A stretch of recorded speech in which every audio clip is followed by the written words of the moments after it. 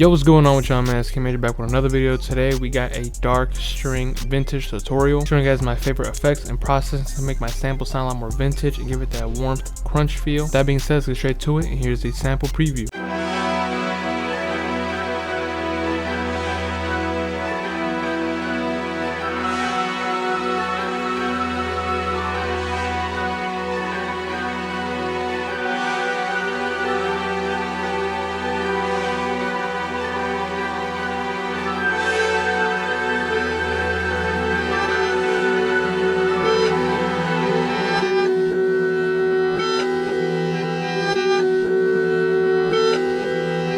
Here we are in the FOP, and we're going to start with the intro, the main string section. And my bad if you ever hear a little list, it's because I have my retainers on. I low-key just woke up, but I had to get this video out for y'all. So for the first section, it's pretty simple. It's literally just 3 layers, and I'm selecting different string presets. So the main contact bank I'm using is the Spitfire Symphony Orchestra, and I selected this preset right here. And I laid down some very basic chords, and I literally just copied this note down an octave, give it some low end, some bass. These notes down here are just static. It's the same thing playing throughout the whole thing.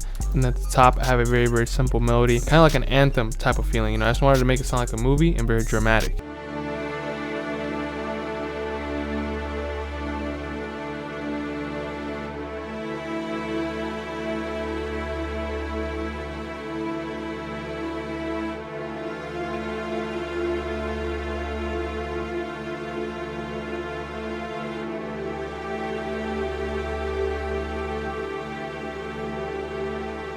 Now the processing and everything I added to make it sound a lot more vintage and retro was all on the master. As far as the mixer track, I added almost nothing on any of these strings. I just made sure to choose very good strings and have good sound selection, so a lot of the work was done for me. I cannot pronounce the word strings without having a fucking lisp. So as far as the effects on this one, I literally just shaped the sound a little bit with the EQ. I took down a little bit of those lows and then I raised the highs. I did this because I knew that I wanted to add a string bass later to make it more full, so I needed to make a little bit of room for that sound specifically. Next, I went to the Spitfire Symphony Orchestra. Again, I'm not gonna lie, if you need any type of orchestra plugin, flutes, brass, strings, this bank is literally what you need. Just to quickly show you all the folders it comes with, it literally comes with everything you need, and I use it not even just for the sample, but I use this bank all the time. Anyways, I selected this horns or this brass. For this preset, I wanted something to be very short.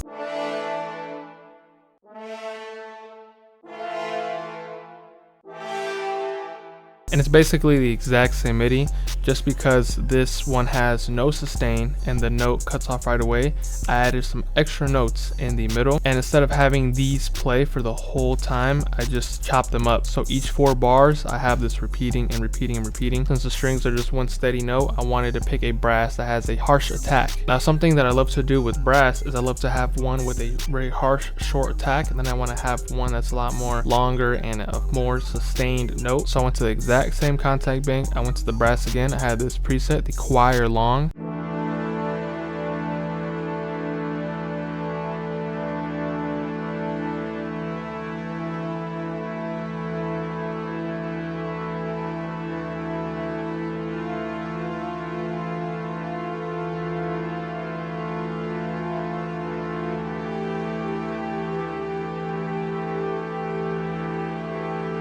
So like I said, it's basically the exact same notes as the beginning. I did the same thing where I have the notes playing for the entire time instead of chopping them every 4 bars like the previous brass melody. This is a really cool technique. It's very simple layering when you think about it, but it has such a huge effect. I'm gonna just play the first section with both of these combined.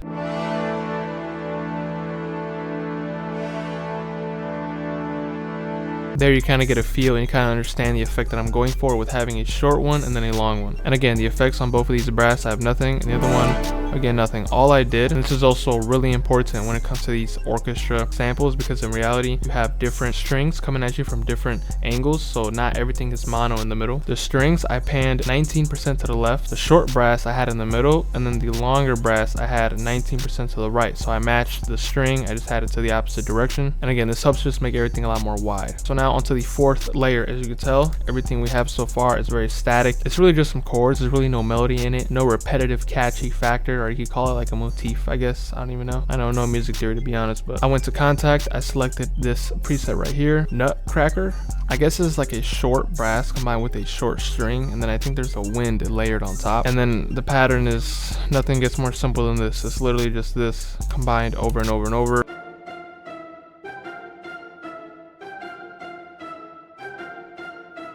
I make sure to keep it a little basic and simple, so it's very easy for the listener to digest, and it's easy for the listener to get hooked and have that melody playing non-stop in their head to make it catchy. Again, no effects on the sound at all. Again, just really good sound selection, doing a lot of the work for me. Now lastly, I wanted to add the main melody. Now I went to the same contact bank. I went to the symphonic woodwinds, and I selected this longer sustained flute, just a regular flute. Everything is so static, everything's kind of repetitive, playing the same thing. You have one chord 3 times, you have one little melody over and over and over. Now it's time for me to add something that was a little more complex, to add variety and to make the sample come to life, be interesting, instead of just having the same thing repeat over and over and over. It's gonna get boring for the listener, so I wanted to add this flute. Still, again, very basic melody. All I did to make it sound like a flute is I added these little rolls at the end. You can see I literally spammed them throughout the whole time, these little red notes. If you remove these red notes, it's the most basic pattern ever.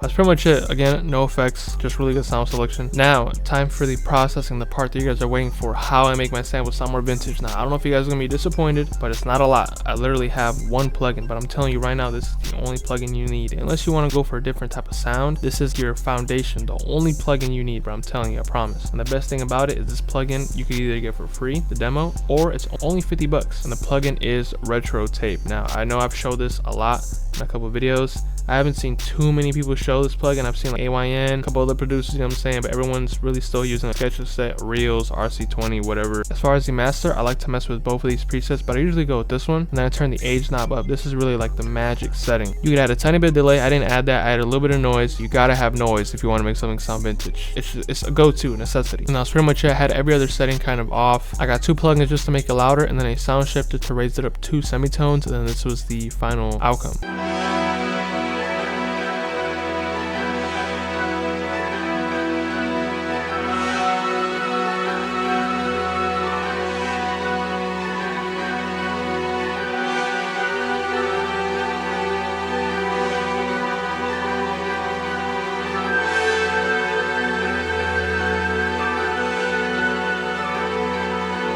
That's pretty much the main sample. That's the core of the sample. Now if you go to the other arrangement, now we have the little switch up. Now the switch up is very simple. It's literally one phrase, and this phrase is from my new pack, Profit Gallery. I'm dropping this around the 22nd of April, I believe, but the first thing in the description, you guys will get the early beta 100% free. It comes with around like 50 of these, but the full pack has 200, and then it has another 100 guitar phrases on top. And I actually went into the guitar folder for this one, and I used this Chicago #2 one.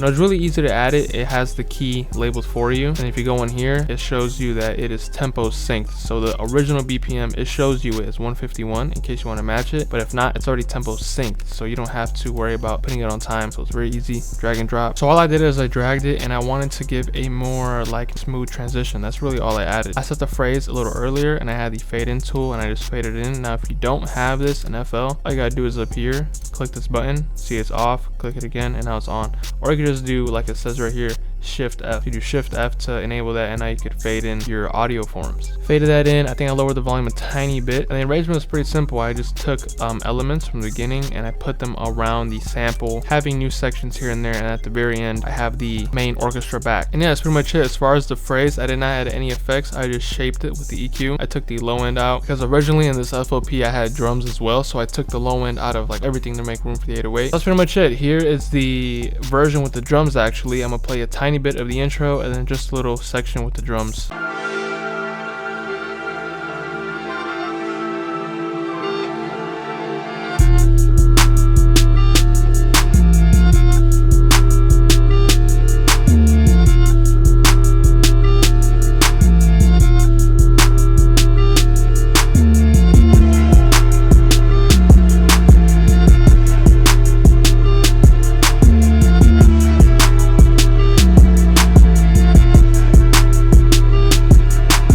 Besides that though, man, that's pretty much it for the entire video. Hope you guys did enjoy and learn something new. If you guys did, make sure to leave a like, comment, subscribe. If you guys want the early beta of Prophet Gallery, it'll be the first link in the description down below. Completely free, comes with around 50 phrases. I made this entire kit with my Prophet Rev 2 and my chroma console, and then with the guitar folder I used my acoustic and my electric with my chroma console to have both that clean, nice sound, but also the experimental, crazy type of phrases you guys always love to use. But that's pretty much it. Hope you guys enjoyed, and I'll see you guys in the next video.